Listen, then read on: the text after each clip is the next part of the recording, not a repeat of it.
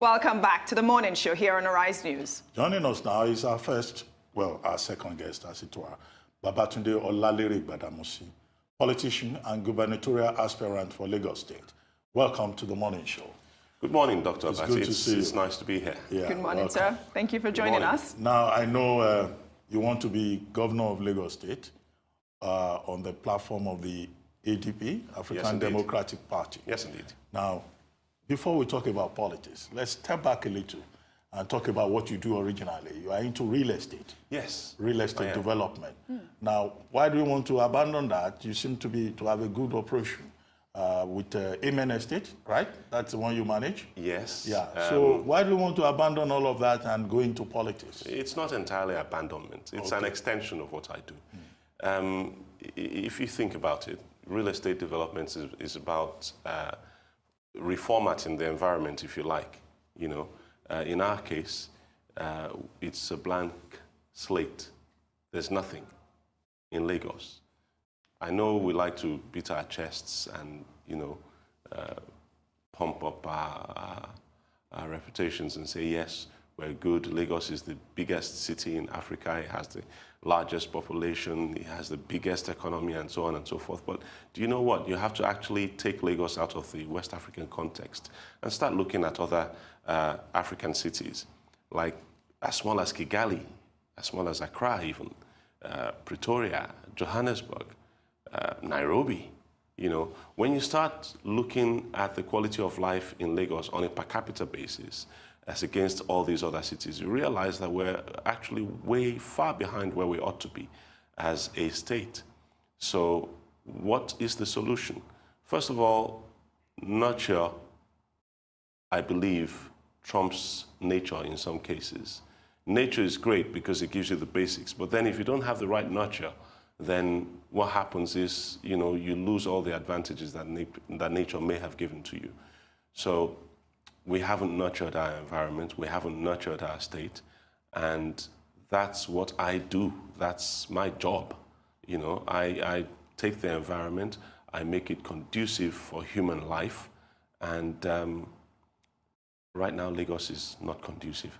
But isn't Lagos State already, Lagos in particular, isn't it already built up? Is the challenge more houses or bound renewal? It's all of it. It's all of it. It's an integrated issue. I mean, if you take a look at Lagos on Google Map or on Google Earth, okay, and you go take a snapshot of Singapore on the same Google Earth, put in all the roads and everything, you realize that Lagos is actually very, very underserved as far as infrastructure goes, okay? Per square kilometer of land, Lagos has far less, maybe 20% of the road infrastructure that Singapore has, as small as Singapore is. Now, if you start talking about rail, I was watching the newspaper review segment earlier with the other gentleman, and you know, in the UK, they're having massive complaints from the rail regulator about how the rail crisis in summertime was badly managed and so on. We don't even have rail, talk less of a rail crisis, you know, and we really need to be on the ball. We're not. We dropped the ball many decades ago, about maybe 5 decades ago. But if you leave Lagos, because that's the state you are interested in, and you look at Nigeria generally, there is a national housing crisis in Nigeria. Yes, there is. What do you think government should do beyond just paying lip service to building more houses or providing more houses? Well, you know, it's in this same country that we had the Shagari administration, where the federal government of the time entered into a massive competition, especially with the Lagos state government of the time, the Jakonde administration, where there was a competition to see who could provide the most affordable housing, the largest amount of affordable housing to the people of Nigeria, and you know, specifically to the people of Lagos State. Alhaji Jakonde managed to deliver about 20,000 affordable housing units across Lagos State. And the federal government, with the Minister of Housing at the time being Dr. Wahab Dosumu, who also happened to be a Lagosian, also, you know, chipped in their bit with lots and lots of affordable housing all over Lagos State. Yes, it was not, none of it was the Ritz, but who needed the Ritz? People just needed a roof over their heads, you know, and if the homelessness situation was bad then. It is pretty horrendous now. It's really, really terrible. Anyway, we don't have much time. Let's talk about politics. Yes. You come from a famous Lagos family, Lagos State family, Yes, from indeed. Ikorodu, right? Yes, indeed. Right, from your grandfather to your uncle and all that, the Gbadamosi family. Yes, indeed. Very well known. So are you running for governor because you think you have a sense of entitlement? Because you come from a big family, then it's the turn of my family. Because there are people who run, they say, oh, my father was this, my grandfather was this, it's now my turn. Is that why you want to be governor? Absolutely not. I'm just fed up. I'm fed up of the fact that nothing works in Lagos. I'm fed up of the fact that there's no electricity. I'm fed up of the fact, I mean, look at it. I was supposed to be here at 8 o'clock this morning. I left my house a little before 6 o'clock in the Ibejuleke axis. Between Ibejuleke and here, it shouldn't take more than 1 hour and a half at the most. But I spent about 3 hours and a bit on the road trying to get here. Yeah, Wow. This morning. And that's because there's only one road linking the Lekki Peninsula into Victoria Land and the rest of Lagos. Now, that should not be the situation. We should have multiple means of access in and out of all the areas of Lagos. But the Badagry axis suffers the same fate. Ikorodu axis suffers the same fate. Now, can we build more roads? Yes, we can. We've been building roads in Lagos State since 1947. The first trunk A road in Nigeria was built by the people of Ikorodu. The Ikorodu Road, as we now know it, was built between 1947 and 1953.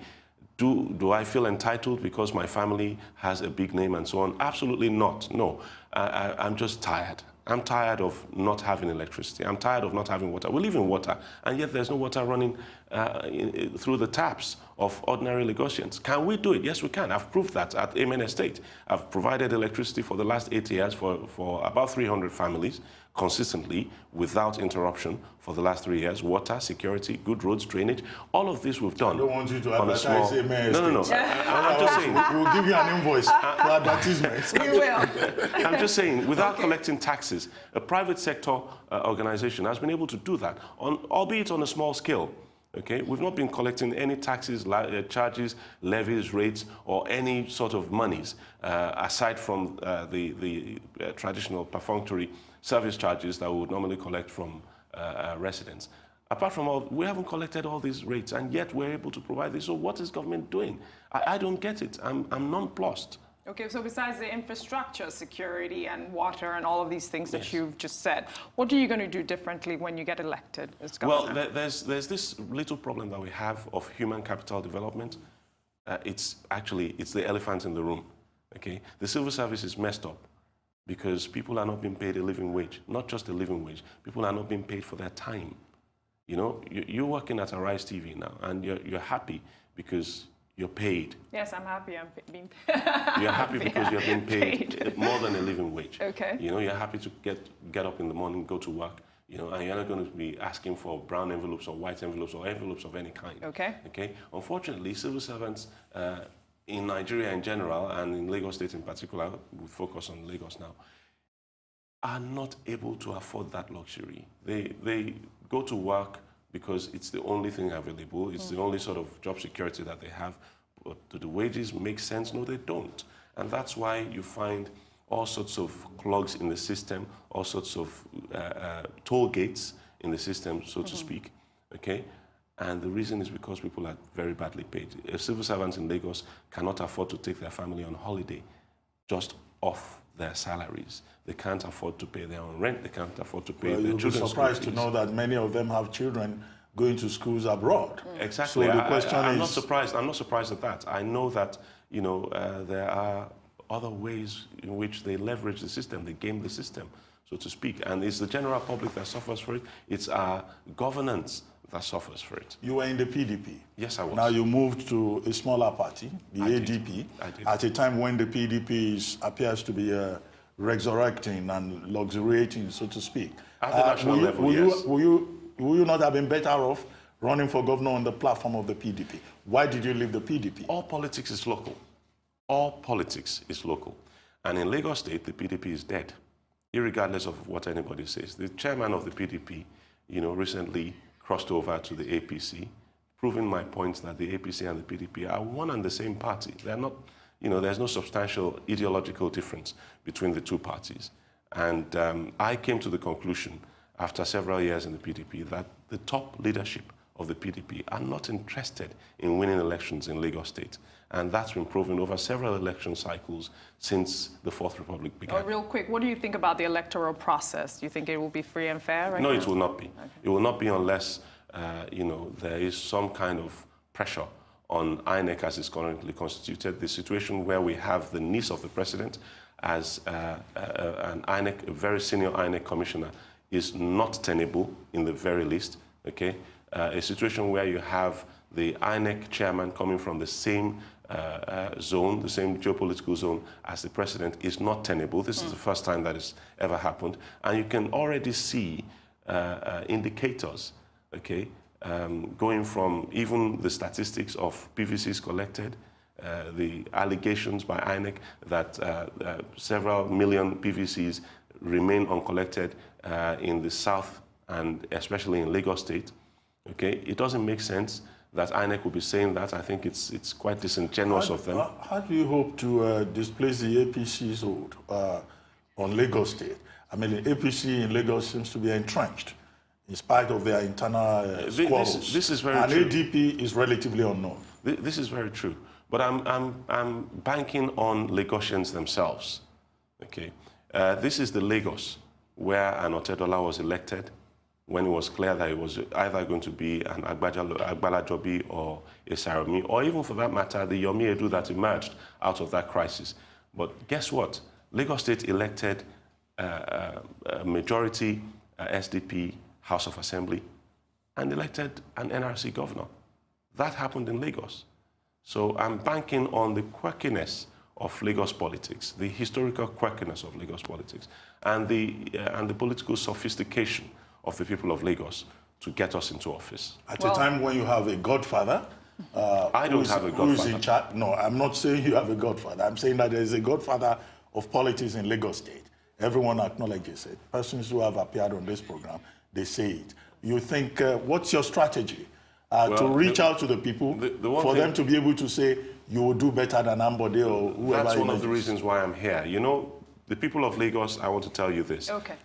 For all of the governors that have been in charge, especially since 2007, there has always been a monkey on their back, okay? And this is a figure of speech, by the way. This is not for those who might want to take it the wrong way.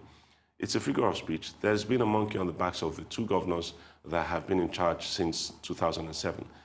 I don't have a godfather. I don't have anybody that I'm going to be giving returns to. Every penny of your taxes will be spent on you, not on anybody else, not on any schemes in Dubai, not on any political schemes to become a godfather anywhere. We need to take Lagos out of the 18th century into the 21st century, and only you can make that happen. That statement is loaded with innuendos. Yes, You but are talking about making returns. Making returns to who? You don't have to answer it. Yes, we're going to end on that. We're going to end on that. That's fine. It was such a pleasure to have you here.